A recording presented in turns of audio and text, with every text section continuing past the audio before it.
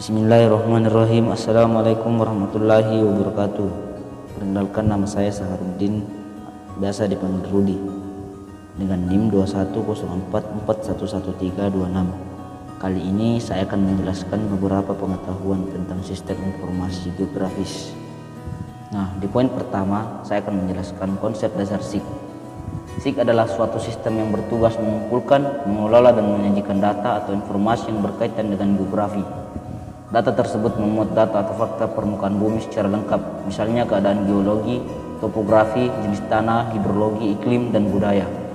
Wujud data tersebut disajikan dalam bentuk peta, sehingga sistem informasi geografi tidak terlepas dari peta sebagai basis data. Selanjutnya, pengelolaan SIG. Cara pengelolaan SIG sebagai suatu sistem pada prinsipnya terdiri atas 3 subsistem. Yang pertama, subsistem masukan atau input subsistem, yaitu pengumpulan data objek material geografi yang mendukung dan dapat dimasukkan dalam topik geografi yang akan diinformasikan. Data tersebut diolah dan disajikan dalam bentuk peta, bagan, grafik, atau tabel. Input data SIG diperoleh dari peta, tabel, foto udara, citra satelit, dan hasil survei lapangan. Yang kedua, subsistem pengolahan dan penyimpanan data atau processing and storage subsystem, yaitu penyimpanan data yang memungkinkan untuk dipanggil kembali secara tepat dan akurat. Adapun data yang diolah atau dikelola ada 2 macam, yaitu yang pertama, data keruangan atau data grafis dan data spasial. Kedua, data deskriptif atau data atribut.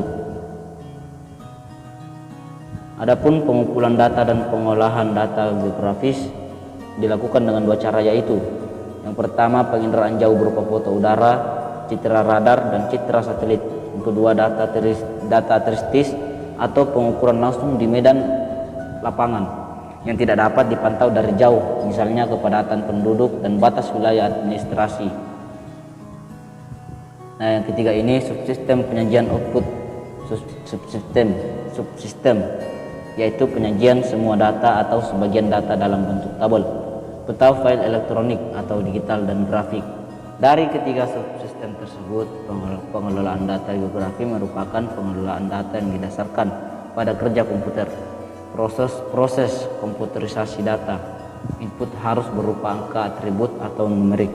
Oleh karena itu, jenis data harus diubah menjadi data digital atau atribut dengan menggunakan komputer sesuai dengan prinsip SIG atau sistem informasi geografis. Contohnya, data penginderaan jauh berupa foto udara dikonversi dalam bentuk digital, data satelit dalam bentuk digital secara langsung dan dapat digunakan. Nah, poin kedua ini kedudukan SIG dengan ilmu lain. SIG merupakan integrasi dari berbagai disiplin ilmu yang terdiri dari geografi, kartografi, penginderaan jauh, ilmu ukur tanah, geodesi, fisika, statistik, matematika, teknik sipil, perencanaan kota, dan informatika. Di sini juga terdapat 3 ilmu yang saling berhubungan, yaitu SIG, RS, kartografi.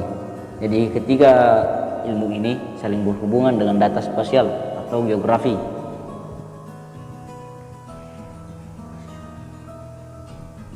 Nah, saya akan menjelaskan komponen sistem informasi geografis. Yang pertama, sumber daya manusia atau brainware. Manusia sebagai pemikir, pemakai, dan pelaksana SIG sangat menentukan sukses tidaknya pengoperasian SIG. Sebagai salah satu komponen SIG, sumber daya manusia atau brainware perlu untuk melakukan pelatihan untuk dapat menjadi operator SIG yang handal. Yang kedua, perangkat keras atau hardware. SIG membutuhkan komputer untuk penyimpanan dan pemrosesan data. Ukuran dari sistem komputerisasi bergantung pada tipe SIG itu sendiri. SIG dengan skala yang kecil hanya membutuhkan PC atau personal komputer yang kecil, dan demikian pula sebaliknya. Untuk SIG yang dibuat berskala besar diperlukan spesifikasi komputer yang besar. Yang ketiga, prosedur.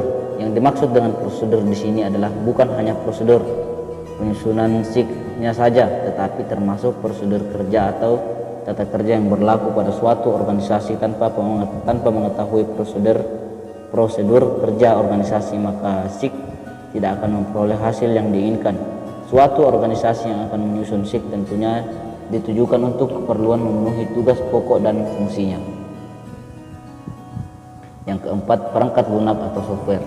Secara umum, perangkat lunak terdiri dari sistem operasi atau operating system, kompiler, dan program aplikasi. Operating system berfungsi untuk mengendalikan seluruh operasi program, juga menghubungkan perangkat keras dengan program aplikasi. Untuk personal komputer atau PC, sistem operasi yang sering digunakan adalah MS-DOS atau IBM PCS dan Windows. Untuk workstation yang populer dan banyak digunakan adalah Unix. Yang terakhir, data. Keberadaan data, ketersediaan data dalam suatu organisasi sangat diperlukan pada saat akan menyusun SIG. Data yang dibutuhkan tentunya data sesuai dengan tugas-tugas dari organisasi itu sendiri. Data yang relevan dimaksud adalah data yang sesuai dengan kebutuhan SIG yang diinginkan oleh suatu organisasi. Sedapat mungkin data yang berkaitan langsung saja dengan tujuan penyusunan SIG. Selanjutnya, sumber data SIG. Menurut Paryono 1994, SIG memerlukan data masukan agar berfungsi dan memberikan informasi hasil analisisnya. Data masukan tersebut dapat diperoleh dari 3 sumber, yaitu yang pertama lapangan, yang kedua peta, dan yang ketiga citra penginderaan jauh. Nah, data lapangan yang dimaksud di sini adalah data ini diperoleh langsung dari pengukuran lapangan secara langsung, seperti misalnya pH tanah, salinitas air, curah hujan, jenis tanah, dan sebagainya. Yang kedua yaitu data peta, informasi yang lebih terekam pada peta kertas atau film dikonversikan ke dalam bentuk digital, misalnya peta geologi, peta tanah, dan sebagainya. Apabila data sudah terekam dalam bentuk peta, tidak lagi diperlukan data lapangan kecuali untuk mengecek kebenarannya. Dan citra penginderaan jauh adalah citra penginderaan jauh yang berupa foto udara atau radar dapat diinterpretasi terlebih dahulu sebelum dikonversi ke dalam bentuk digital. Sementara itu, citra yang diperoleh dari satelit yang sudah dalam bentuk digital dapat langsung digunakan setelah diadakan koreksi seperlunya. Selanjutnya, arah pemanfaatan SIG. Yang pertama, lokasi.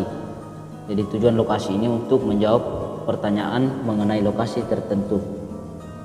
Yang kedua, tren, yaitu untuk melihat tren dari suatu keadaan. Yang ketiga, kondisi, digunakan untuk menjawab pertanyaan mengenai kondisi dari suatu lokasi. Dan yang keempat, pola, yaitu untuk membaca gejala-gejala alam dan mempelajarinya. Dan yang terakhir, modelan, yaitu dapat digunakan untuk menyimpan kondisi-kondisi tertentu dan mempergunakannya untuk memprediksi keadaan di masa yang akan datang maupun memperkirakan apa yang terjadi pada masa lalu. Nah, materi terakhir ini yaitu pengguna SIG. Nah, pengguna di fenomena biasanya ada pertambangan, transportasi, kehutanan, bisnis, lingkungan, geologi, hidrologi, penggunaan lahan, dan sebagainya. Dan pengguna SIG di badan atau instansi terkait yaitu pertanian, perhubungan, badan konservasi, BNPB atau BPPD, SDM, BMKG, Bapeda, surveyor atau ahli GIS, kelautan, dan seterusnya. Itulah tadi beberapa slide materi yang dapat saya sampaikan. Terima kasih.